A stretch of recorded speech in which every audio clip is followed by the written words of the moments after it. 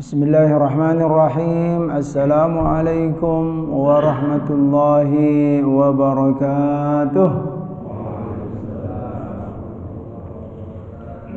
Alhamdulillahi rabbil alamin. Nahmadullaha ala ni'amihi bi jami'i mahamidih wa nusni alaihi bi alaihi fi badi'il amri wa a'idih wa nashkuruhu ala wafiri ataihi wa rafidih ونعترف بلطفه في مصادر التوفيق وموارده وأشهد أن لا إله إلا الله وحده لا شريك له وأشهد أن سيدنا محمدا عبده ورسوله لا نبي بعد اللهم صل وسلم وبارك على نبينا محمد وعلى آله وصحبه أجمعين. أما بعد فقال الله تعالى في القرآن الكريم أعوذ بالله من الشيطان الرجيم بسم الله الرحمن الرحيم فتعالى الله الملك الحق ولا تعجل بالقرآن من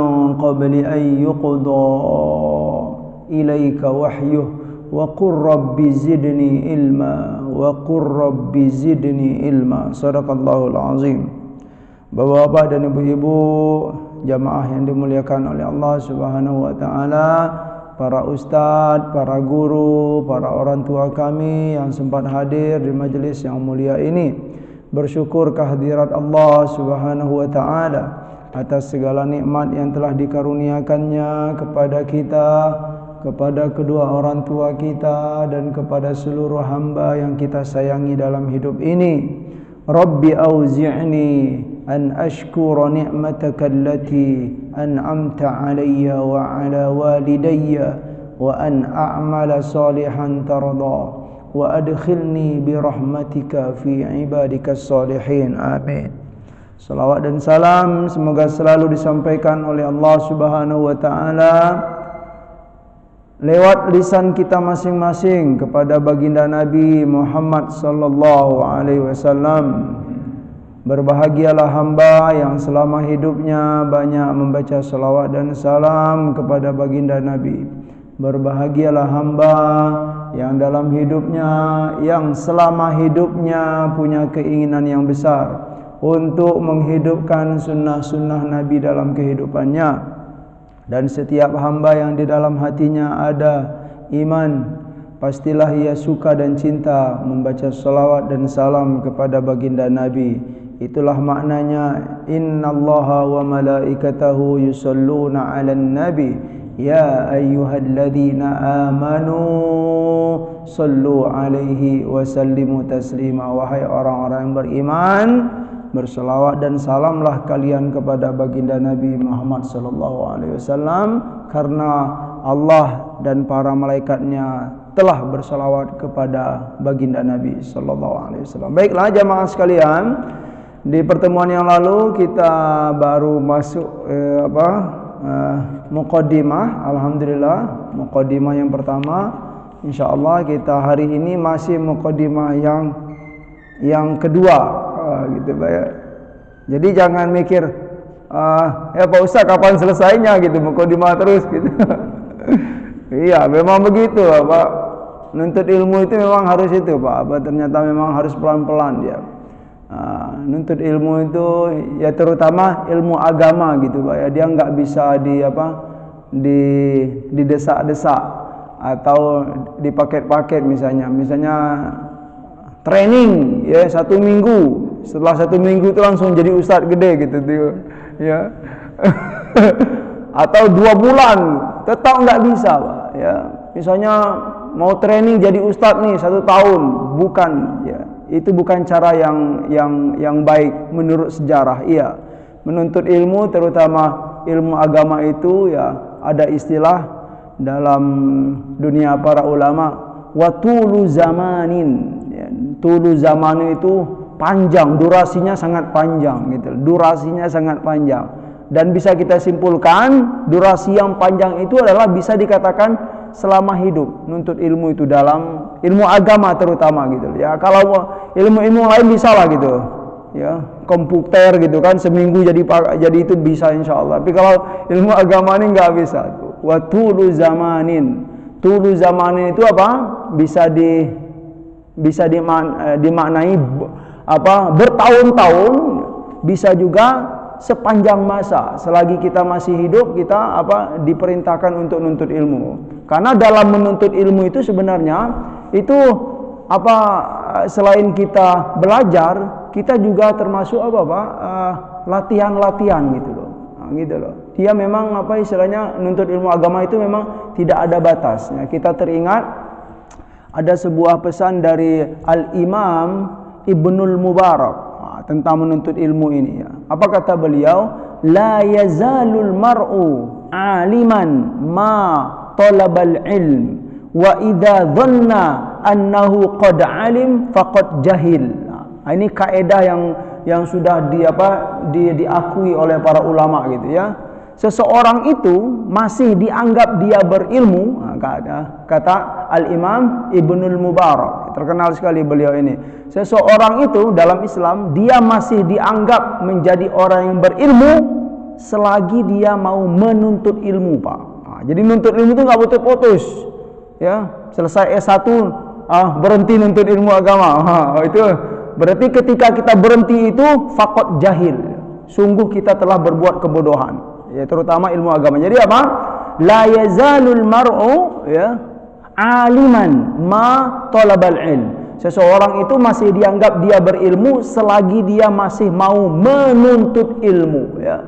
Fa idza dhanna annahu qad alim faqad jahila. Dan apabila dia telah menyangka dia sudah menjadi orang yang berilmu ya, artinya dia sudah menjadi orang yang alim, kemudian berhenti nuntut ilmu, faqad jahila. Sungguh dia telah berbuat kebodohan. Jadi artinya memang watulu zaman ini itu memang memang penting sekali dalam ilmu agama. Dan itu saya rasakan gitu loh. Saya rasakan sekali ya, terutama ya setelah saya kuliah itu Pak ya.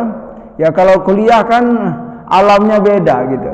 Ya kita kalau kuliah itu belajar terus, tapi setelah selesai kuliah itu dengan banyak menyampaikan ini Pak, saya merasa sekali gitu bahwa Masya Allah semakin banyak rasanya gitu ya ilmu-ilmu, atau setidaknya ayat-ayat atau hadis-hadis yang dahulu kita pernah hafal gitu kan, kemudian dengan menyampaikan ini itu semakin lekat gitu loh. Artinya manfaatnya sangat gede sekali gitu. Semakin lekat, semakin istilahnya kita diberi oleh Allah Subhanahu wa taala isyarat-isyarat gitu ya tentang penjelasan-penjelasan. Jadi memang menuntut ilmu ya tidak cukup ya 1 minggu, 1 bulan, 1 tahun tidaknya. Yang jelas dalam majelis ini gitu kan, saya juga sering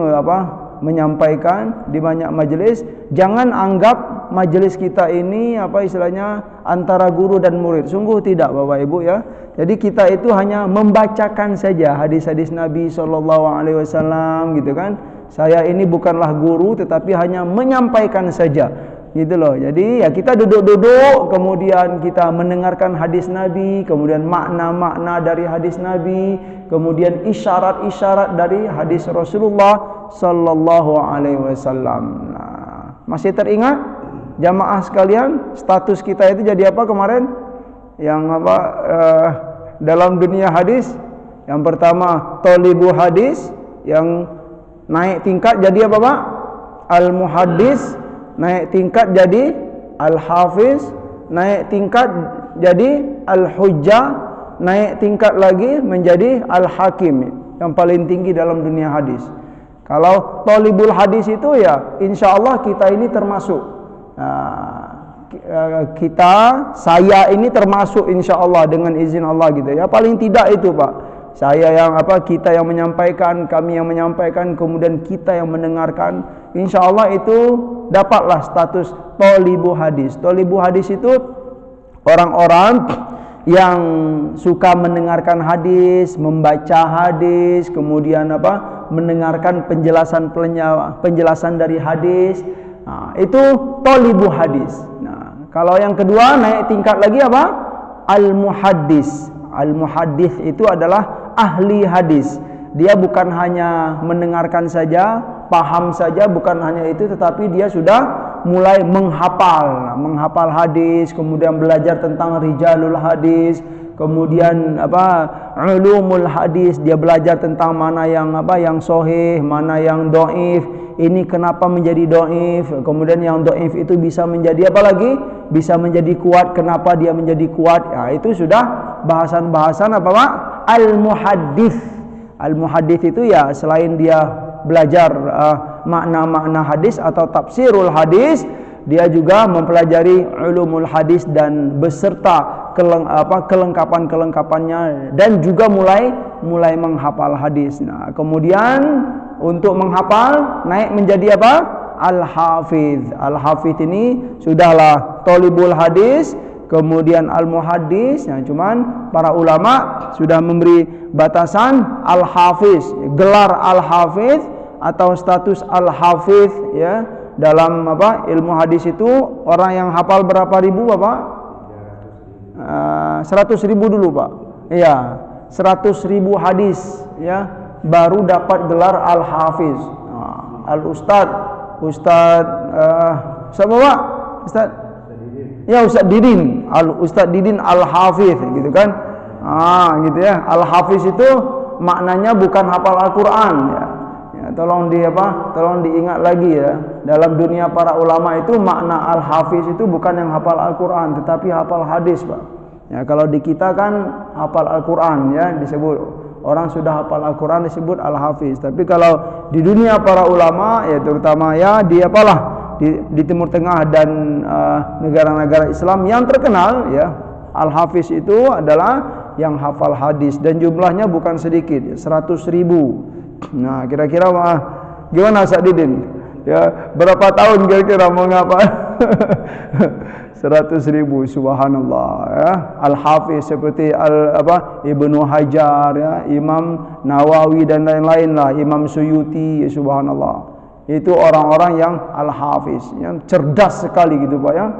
Cerdas sekali. Oh ya, mungkin saya pengen sampaikan juga. Budaya menghafal itu memang hanya ada di Islam. Menghafal itu Pak. Kita kalau ke barat nggak akan ketemu budaya menghafal ya. Masuk kuliah kemana? Ke Cambridge ya, di Inggris sana gitu kan. Ada nggak hafalan? Nggak pakai hafalan di sana. Ngapal ngapain zaman sekarang ngapal gitu paling kata orang sana gitu. Tapi kalau belajar Islam Pak, itu budaya menghafal itu dipakai. Kuliah di mana? Di Al-Azhar. Ada ngapal Quran nggak? Ya pastilah ngapal Quran gitu kan. Ngapal hadis pasti kamu gitu. Nah, bisa nggak dirubah kira-kira? Mungkin ada yang bertanya Pak, bisa nggak dirubah? Kalau menurut sejarah nggak bisa, karena memang kita itu sudah jalur menghafal itu sudah diajarkan, sudah dicontohkan oleh Nabi kita dan para sahabat. Ya, budaya menghafal itu sudah ada Pak, terutama menghafal Al-Quran. Ya, kalau di dunia barat mungkin kenapa tidak ada budaya menghafal itu? Ya mungkin dari sejarah zaman dahulu juga, terutama kitab Injil dan kitab-kitab yang lain gitu, itu memang tidak ada budaya menghafal itu gitu loh. Nah, kalau di kita memang sudah ada gitu. Malaikat Jibril kemudian menyampaikan ke Nabi itu memang begini Pak, gitu loh. Talaki istilahnya. Wa innaka latulaqqal Qur'ana, gitu kan, kamu itu menerima Al-Qur'an. Begitulah. Nah, kemudian Nabi menyampaikan kepada para sahabat begini ayat-ayatnya gitu. Kemudian sahabat menghafal gitu. Budaya menghafal itu sudah dari dahulu. Nah, itu hanya ada dalam Islam yang terjaga itu ya, karena memang dari budaya Al-Qur'annya dahulu gitu. Kemudian sampai ke hadis-hadis Rasulullah sallallahu alaihi wasallam. Baiklah, kemarin kita sudah banyak ya menyampaikan tentang siapa itu Al-Imam An-Nawawi ya rahimahullah. An-Nawawi ya, perlu kita sampaikan lagi, yang pengarang kitab Riyadhus Shalihin ini adalah Al-Imam An-Nawawi Ad-Dimashqi. Ad-Dimashqi itu adalah Damaskus. Mungkin ada yang bertanya, Ustadz, ada yang terkenal juga Imam Nawawi Al-Bantani. Iya, itu memang ada ya. Beliau itu adalah menurut sejarah orang Banten sini, kemudian belajar ke ke Mekah sana, kemudian terkenal ya dengan karangan-karangan beliau. Setahu saya waktu saya di Mesir dahulu ya, kitab-kitab beliau itu ada dijual di toko-toko buku di Mesir ya, terutama di percetakan-percetakan yang lama ya. An-Nawawi ya, Nawawi Al-Jawi juga disebut gitu, Al-Jawi atau Al-Bantani gitu ya. Itu memang ada ya. Cuman kalau dibanding ya, mana yang lebih terkenal gitu kan, Imam Nawawi pemilik Riyadhus Shalihin ini atau dengan Imam Nawawi Al-Bantani ya, kalau kita perhatikan ya memang yang lebih dikenal itu adalah Imam Nawawi Ad-Dimashqi ya, orang Damaskus ini, yaitu dengan karya-karya beliau. Di antara kitabnya apa Pak? Riyadhus Shalihin. Kemudian apa kemarin? Al-Adhkar. Kemudian beliau Imam Nawawi ini mensyarahkan kitab hadis Sahih Muslim, itu terkenal sekali ya. Sahih Muslim itu disyarahkan oleh beliau, oleh Imam Nawawi. Kemudian beliau punya juga kitab Al-Majmu'. Al-Majmu' itu adalah syarah dari kitab Al-Muhadzab, kitab fikih Syafi'i. Nah, kitab fikih Syafi'i sangat tebal sekali. Itu dikarang oleh beliau. Sangat banyak sekali ya karya-karya beliau yang sangat bermanfaat, sehingga ada istilah beliau ini adalah salah seorang ulama dalam sejarah Islam yang bukunya itu lebih banyak daripada umurnya, istilahnya gitu. Iya, bukunya itu lebih banyak daripada umurnya ya. Artinya apa? Ya, keberkahannya itu dirasakan oleh kaum muslimin ya. Kenapa kok bisa? Ya karena memang beliau dari kecil sudah rajin ya. Kita singgung sedikit bagaimana beliau itu adalah ya orang yang wara' ya. Sangat banyak sekali puji-pujian ya para ulama tentang beliau ini. Al-Faqih, kata beliau, Al-Imam, Al-Faqih, Al-Hafiz, Al-Awhad, Al-Qudwah, Az-Zahid. Nah, disebut juga. Kemudian apa lagi? Kana imaman bari'an, hafizan, muftiyan, atqana uluman syatta gitu ya. Beliau itu adalah bari'an, orang ya, termasuk orang yang lincah, yang cerdas ya, yang jenius. Hafizan itu ya menghafal, hafalannya itu kuat sekali Pak ya. Selain Al-Quran ya, beliau adalah penghafal hadis, sangat cerdas sekali. Kemudian ya ada juga disebutkan tadi zahidan ya, zuhud terhadap dunia ini, kemudian berhati-hati. Ada juga disebutkan wari'an ya, wara'. Nah, wara' inilah mungkin salah satu yang penting untuk istilahnya kalau kita ingin mengkaji tentang kok orang itu bisa bermanfaat ilmunya gitu Pak ya. Kok orang itu dia rezekinya sedikit gitu loh, tetapi berkah sekali. Mungkin karena apa? Karena wara' itu adalah hati-hati ya terhadap sesuatu yang tidak baik ya. Dikisahkan saya teringat juga Imam Nawawi ini waktu kecilnya itu dia punya kebiasaan Pak, tidak mau menerima makanan kecuali dari tangan bapaknya. Wah, itu siapapun ngasih takut gitu loh. Itu sudah kebiasaan ya. Itu kebiasaan baik nggak Pak kalau kita? Ya subhanallah gitu loh. Itu dari kecil sudah begitu. Bagaimana mau disuap-suap gitu kan Pak ya, ketika gedenya gitu kan. Ini ya Pak Ustadz begini, Pak Ustadz gimana, mentok semua itu ya kan. Dari kecilnya aja diberi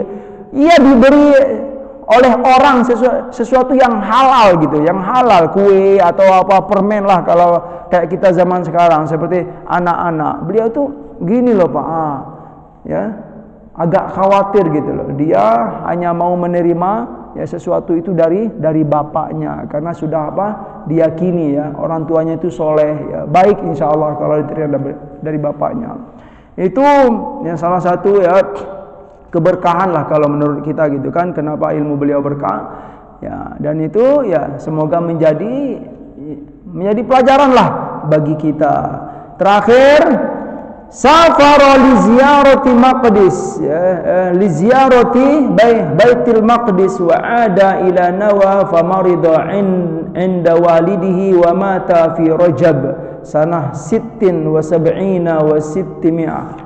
Ya, terakhir beliau ya di akhir hidupnya beliau musafir ke Baitul Maqdis, ya, Damaskus dan Palestina itu sebenarnya berdampingan. Nah, di akhir hidupnya beliau memang selama hidupnya memang banyak di kota Damaskus. Ya, Masya Allah, Damaskus ini memang termasuk gudangnya para ulama juga, Pak. Ya, selain Mesir itu Damaskus Syria itu memang gudangnya yang terkenal dengan Masjid Al-Umawi sekarang. Ya, kita kalau mau pergi tur atau jalan-jalan perlu juga kalau istilahnya punya kesempatan selain pergi ke Mekah, Madinah, pergi juga ke Mesir, pergi juga ke Damaskus. Ya, cuman memang Damaskus ini kalau zaman sekarang ya mungkin karena keadaan keamanan juga ya tidak termasuk destinasi yang dipilih oleh para turis. Tapi di sana kalau kita melihat sejarah banyak sekali ya para ulama. Berarti negeri itu termasuk negeri yang berkah ya. Imam Nawawi di sana, Imam Ibnu Taimiyah di sana. Wah, banyak sekali, Ibnu Qayyim dan lain-lain semuanya itu ya. Itu orang Damaskus ya, pernah menginjakkan, pernah hidup lama di Damaskus. Itu dia. Di akhir hayatnya beliau ini ya, beliau pergi ke menziarahi Baitul Maqdis. Ya, mungkin ini merupakan cita-cita semua orang-orang soleh. Selain mengunjungi Baitul Haram dan masjid dan kota Madinah, setiap kita itu memang diperintahkan, Pak, untuk mengunjungi Masjidil Aqsa, karena itu memang ada hadis Rasulullah sallallahu alaihi wasallam tidak dianjurkan untuk berkunjung, untuk banyak-banyak berkunjung kecuali kepada tiga masjid kata Nabi sallallahu alaihi wasallam. Ya, Masjidil Haram, wa Masjidil Aqsa, kemudian wa Masjidi hada, ya. Atau kama qala sallallahu alaihi wasallam, Masjidil Haram, kemudian Masjidil Aqsa dan masjidku ini kata Nabi sallallahu alaihi wasallam. Masjidil Haram, masjidku ini dan Masjidil Aqsa. Atau kama qala sallallahu alaihi wasallam.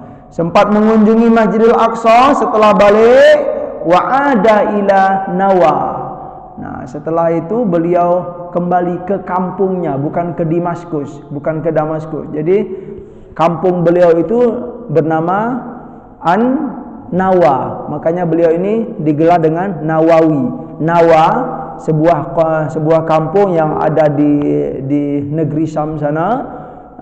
Beliau kecilnya di sana, kemudian besar pergi ke kota Damaskus. Ya, karena di kota Damaskus itu menurut sejarah banyak sekali pondok-pondok, Pak, al-ma'ahid. Pondok-pondok di mana di pondok-pondok itulah ya para penuntut ilmu belajar. Kemudian sampai beliau gede, sampai beliau terkenal di Damaskus tersebut, ya, dikenal oleh semua orang. Kemudian setelah pulang dari Masjidil Aqsa, Baitul Maqdis, beliau pulang ke kampung halaman. Ya, di kampung halaman beliau sakit, ya, kemudian meninggal ya dengan izin Allah Subhanahu Wa Taala di bulan Rajab. Ya, di bulan Rajab tahun 676. Nah, 676 itu ya. Alhamdulillah sedikit tentang kisah beliau sudah. Sekarang kita langsung masuk tentang muqaddimah dari beliau langsung, Pak. Kitab Riyadhus Shalihin ini ya, kitab Riyadhus Shalihin ya, kita bacakan. Ya, ini tulisan beliau langsung, muqaddimah dari beliau. Alhamdulillahil wahidil qahhar, al-azizil ghaffar, mukawwiril laili 'alan nahar, tadhkiratan liulil qulubi wal absar wa tabsiratan lidawil albabi wal i'tibar. Ya. Segala puji bagi Allah, al-wahidil qahhar, al-wahid yang maha esa, al-qahhar yang maha memaksa, yang maha kuat, al-aziz, al-ghaffar yang maha perkasa, al-ghaffar dialah Allah yang maha pengampun, ya segala dosa-dosa hamba, sekalipun dosa hamba itu membumbung, ya kalau dalam bahasa hadis Nabi itu, sekalipun dosa kita ini membumbung tinggi sampai ke langit, tetapi kalau dihadapkan dengan sifat Allah Al-Ghaffar, semuanya akan apa Pak? Semuanya akan, ya dengan izin Allah Subhanahu wa taala dihapuskan, semuanya akan diampuni oleh Allah Subhanahu wa taala. Dari itu kita tidak boleh, dalam Islam ini kita tidak boleh berputus asa, ataupun kita dalam Islam itu tidak boleh merendah-rendahkan orang. Gitu dia. Misalnya kita nih rajin, misalnya kan sholat terus, majelis ta'lim terus, dan taat terus, kemudian melihat gitu kan, ada orang yang belum taat, ada orang yang ugal-ugalan, ya kemudian dikira wah ini bahaya, ini orang itu banyak sekali dosanya. Jangan begitu Pak, hati-hati gitu ya. Karena ya dalam kaedahnya sekalipun hamba itu banyak dosa, tapi kalau dihadapkan dengan sifat Allah Al-Ghaffar, Al-Ghafur, ya subhanallah, kita belum tentu gitu kan. Orang-orang yang memang selama ini ya belum taat kepada Allah, mungkin bergelimang dosa, tapi mana tahu gitu kan, di balik itu dia itu punya kesadaran yang tinggi untuk kembali kepada Allah. Dengan kesadaran itu Allah mengampuni dia gitu kan, Allah muliakan dia. Itu makna ya. Subhanallah. Mukawwiril laili 'alan nahar, dialah Allah Subhanahu wa taala yang memutar ya, mengganti ya al-lail 'alan nahar, ya kan, malam kemudian diganti dengan siang gitu. Kira-kira ini menjadi kekuasaan Allah enggak Pak? Siapa yang bisa berbuat itu Pak? Enggak ada yang bisa berbuat kecuali Allah yang Maha menciptakan ya langit dan bumi, yang Maha menciptakan segala-galanya ya. Siapa yang bisa memutar ya langit apa? Ya dari malam ke siang, dari siang ke malam. Itulah Allah Subhanahu wa taala. Perputaran, kemudian keadaan-keadaan yang ada dalam kehidupan ini semuanya tadhkiratan liulil qulubi wal absar, kata Imam Nawawi. Itu semua menjadi ya pelajaran bagi kita, menjadi pengingat bagi kita, bagi orang-orang yang punya hati dan punya apa? Ya, perasaan yang sangat baik, ya punya kejernihan hati yang sangat bagus. Wa tabsiratal lidawil albabi wal i'tibar, ya menjadi apa istilahnya, menjadi pelajaran bagi orang-orang yang punya akal sehat gitu, yang mau mengambil pelajaran dalam kehidupan ini. Alladzi ayqadha min khalqihi man istafahu fazahhadahum fi hadhihi dar, yang mana Allah Subhanahu wa taala itu mengingatkan atau bangunkan ya hamba-hambanya, yaitu orang-orang yang dipilih olehnya ya. Allah itu aiqadha itu membangunkan yang tidur gitu Pak. Mungkin yang lalai-lalai itu diingatkan oleh Allah Subhanahu wa taala. Orang yang diingatkan oleh Allah, orang yang dibangunkan oleh Allah dari tidurnya, dari kelalaiannya, itu adalah orang-orang yang dipilih oleh Allah Subhanahu wa taala.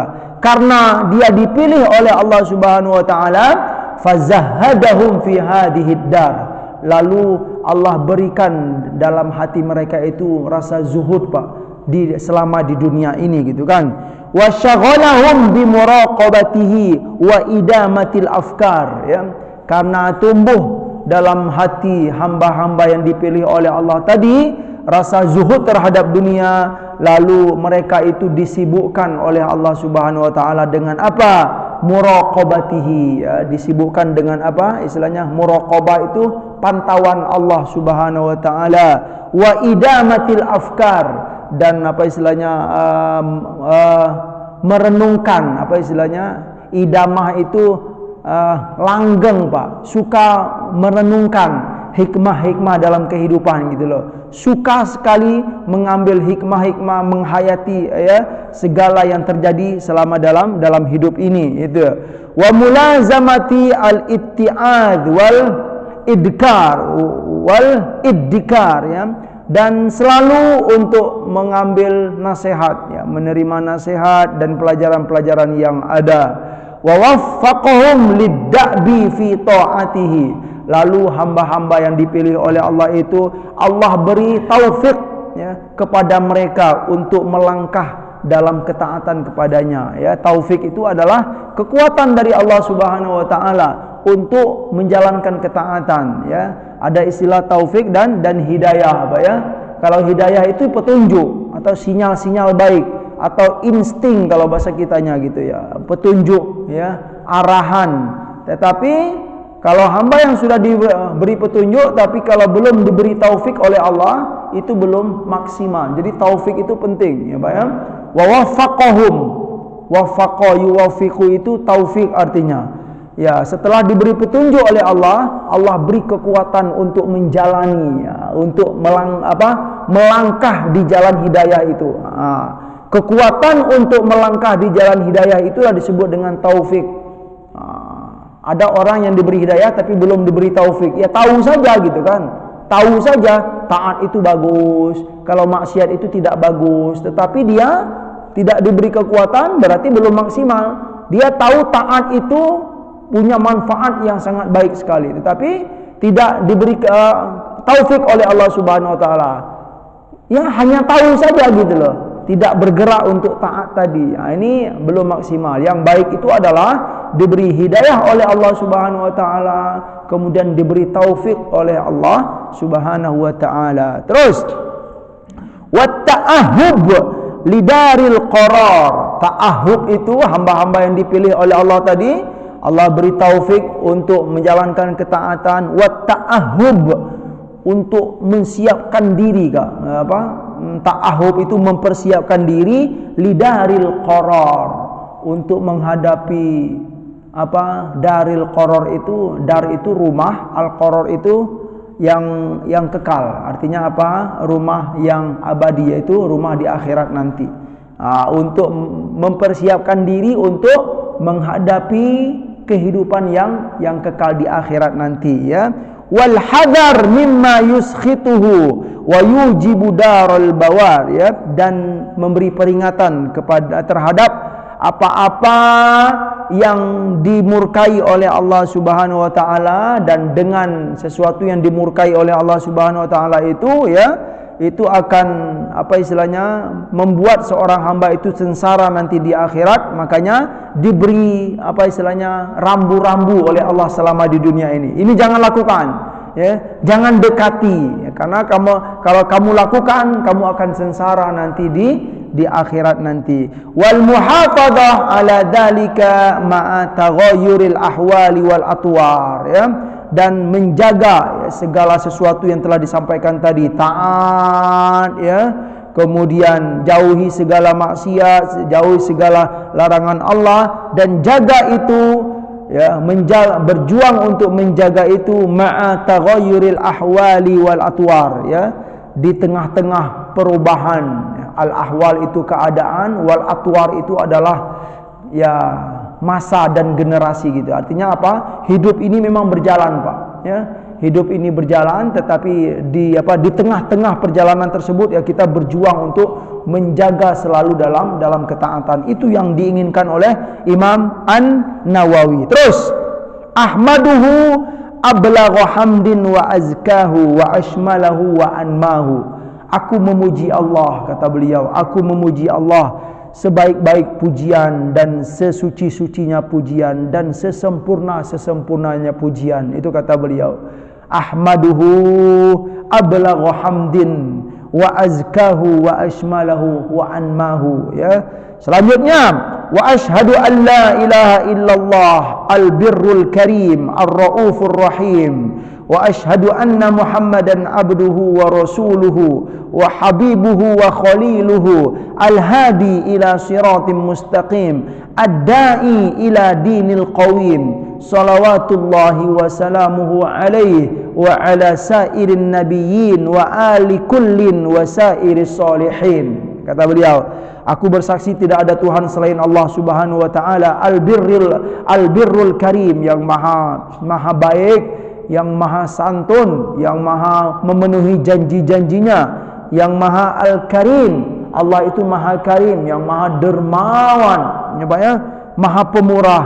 Ar-Rauf Ar-Rahim, yang maha yang kasih sayang, Ar-Rahim, ya Ar-Rauf juga gitu, mirip, yang sangat kasih kepada hambanya, yang sangat sayang kepada hambanya. Itu kata beliau, wa asyhadu anna Muhammadan abduhu wa rasuluh, dan aku bersaksi ya bahwa Nabi Muhammad sallallahu alaihi wasallam adalah hamba dan rasul Allah, wa habibuhu wa khaliluhu, dan kekasihnya. Nabi Muhammad itu adalah habibullah, kekasih Allah, wa khaliluhu, juga kekasih Allah. Tapi Khalil ini sebenarnya gelar Nabi Ibrahim alaihissalam, tapi maknanya sama, Al-Habib wal Khalil. Nabi Muhammad itu ya juga sangat sudah pastilah gitu kan, Habibullah wa Khaliluhu. Khalil ini bukan hanya untuk Nabi Ibrahim, tapi Rasulullah juga sangat berhak ya Khaliluhu.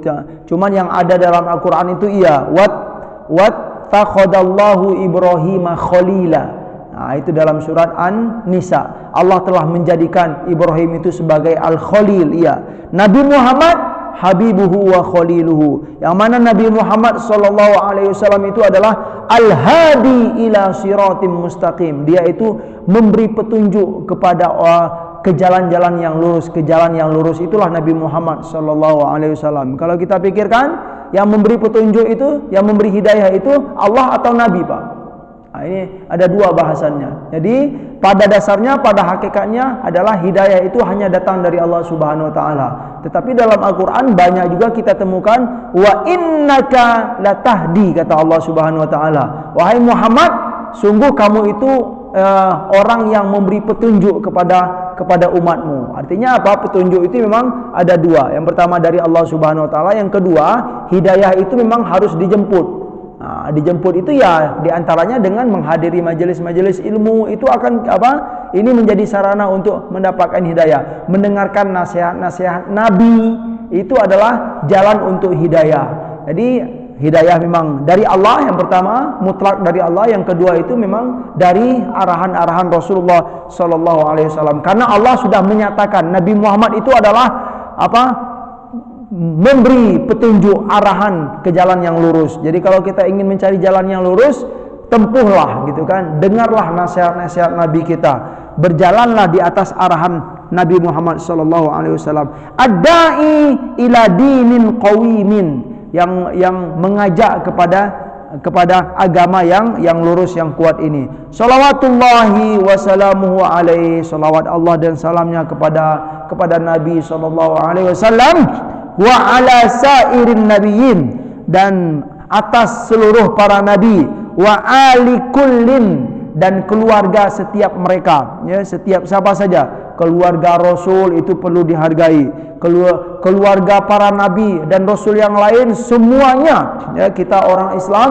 kita orang Muslim dan Muslimah itu diperintahkan untuk memuliakan keluarga beliau, terutama keluarga Rasulullah sallallahu alaihi wasallam. Kata Nabi, ya kita kalau kita menghargai ya keluarga Nabi, memuliakan keluarga Nabi, itu berarti kita itu memuliakan saya, ya. Bahkan dari sekian banyak perjuangan Nabi itu tidak mengharapkan apa-apa, ya. Kita ini mendapat hidayah, beribu-ribu, berjuta-juta umat ini mendapat hidayah. Nabi hanya minta satu, Pak, gitu kan. Kasih sayangilah keluargaku, kata Nabi. Muliakanlah keluargaku. Aku enggak minta apa dari kalian, tetapi muliakanlah, sayangilah keluargaku. Itu kata Rasulullah sallallahu alaihi wasallam. Wasairis solihin, dan seluruh orang-orang yang soleh di dunia ini semoga dimuliakan oleh Allah Subhanahu wa taala, diberi keberkahan dan keridhaan oleh Allah Subhanahu wa taala. Ini baru seperempat mukadimah baru, Pak. Nah, dikit lagi. Oke, cukup di sini dulu, Pak, ya. Insyaallah. Ya, Pak Haji. Ya, Pak Haji Harun, ya, nyantai aja, Pak, ya. Ini kayaknya matahari udah mulai itu.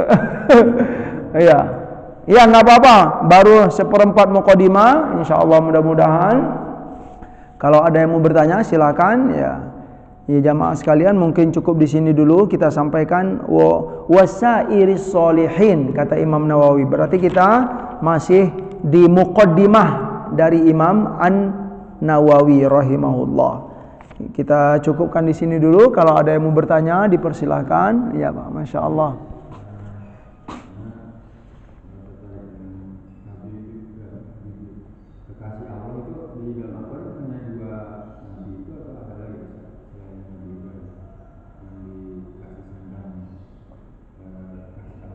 Ya, sebenarnya para nabi dan rasul itu termasuk ahibbaullah semuanya Pak ya. Kekasih-kekasih Allah Subhanahu wa taala ya. Semua para nabi dan rasul. Nah, cuman kalau kita kalau yang ayat yang kita temukan sekali ya, yang jelas nyata-nyata disampaikan oleh Allah Subhanahu wa taala, Nabi Ibrahim itulah salah satunya yang dipilih oleh Allah sebagai Khalil. Khalil itu adalah memang kekasih yang sangat disayangi sekali Pak, hamba yang sangat disayangi sekali. Dan itu kita dapatkan dalam ayat, ada ayatnya gitu loh Pak. Tapi kalau secara umum seluruh para nabi dan rasul itu termasuk Habibullah semuanya gitu kan. Nah, ya. Nabi Ibrahim ada dalam surat An-Nisa ya. Ayatnya saya menghafal Al-Qur'an tidak per ayat gitu ya. Ya kita menghafal per juz. Bunyinya apa? Takhadallahu Ibrahim khalila. Kata Allah, Allah telah menjadikan Ibrahim itu sebagai khalil. Khalil itu Pak yang dekat sekali gitu loh Pak. Dekat sekali, perhatian sekali, itu al-khalil. Itu saja Pak ya. Nah, tapi sebenarnya mana yang lebih layak? Nah, itulah kalau dikembalikan, Nabi Ibrahim atau Nabi Muhammad sallallahu alaihi wasallam. Sungguh bisa dipastikan Nabi Muhammad itu lebih berhak ya, dari seluruh para nabi dan rasul. Itulah Rasulullah sallallahu alaihi wasallam. Tidak bisa dipungkiri ya. Sedekat apapun Nabi Ibrahim, Nabi Ibrahim adalah Abul Anbiya, bapaknya para nabi ya. Karena beliau itu, kenapa beliau diberi gelar bapaknya para nabi? Karena anak-anaknya banyak jadi nabi. Iya, Nabi Ibrahim, Nabi Ishak, Nabi Ismail, Nabi Yakub, Nabi Yusuf, sampai ke bawah itu Bani Israel itu keturunan Nabi Ibrahim semua. Makanya beliau diberi gelar Abul Anbiya, karena anak cucu-cucunya banyak jadi para nabi ya. Sampai ke Nabi Muhammad sallallahu alaihi wasallam itu ya termasuk juga dari jalur Nabi Ismail. Nah, tetapi untuk yang nomor satu itu ya, kalau kita lihat dalam tafsir, dalam hadis, itulah Rasulullah Muhammad sallallahu alaihi wasallam. Ya Pak, silakan. Cukup Pak? Alhamdulillah, semoga bermanfaat ya. Ya, bulan depan udah Ramadan nih Pak kita Pak ya. Ya, Masya Allah. Ya, kita berdoa kepada Allah semoga kita diberi kekuatan oleh Allah Subhanahu wa taala, disampaikan masuk Ramadan, diberi kekuatan menjalankan ketaatan kepadanya. Ya, kita tutup dengan subhanakallahumma wa bihamdika asyhadu an la ilaha illa anta astaghfiruka wa atubu ilaik. Wa sallallahu ala nabiyyina Muhammadin wa ala alihi wa sahbihi wa sallam. Wa akhiru da'wana anil hamdulillahi rabbil alamin. Wassalamualaikum warahmatullahi wabarakatuh.